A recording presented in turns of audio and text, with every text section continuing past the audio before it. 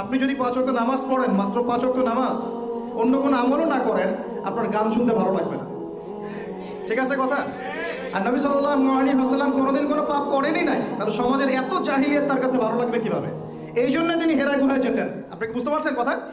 এই জন্য তিনি হেরা গুহায় গিয়ে থাকতেন, একাকিত্ব অবলম্বন করতেন। সমাজের এই জাহিলিয়াত তার ভালো লাগতো না। এক পর্যায়ে আল্লাহ রাব্বুল আলামিনের পক্ষ থেকে সেই কাঙ্ক্ষিত সময় চলে আসলো, রমাদানুল মুবারক, লাইলাতুল কদর।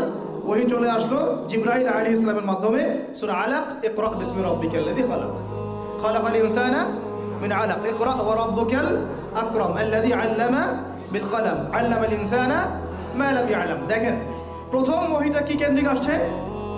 পড়াশোনা কেন্দ্রিক। আল্লাহ পাক কিন্তু বললেন না শিরক করো না, মূর্তি পূজা করো না, ব্যভিচারের কাছেও যেও না, তোমরা একে অপরকে হত্যা করো না, পর্দা করো, যাকাত দাও। আছে প্রথম ওহীতে কি আছে? পড়ো পড়ো পড়ো। এটাই আমরা বলি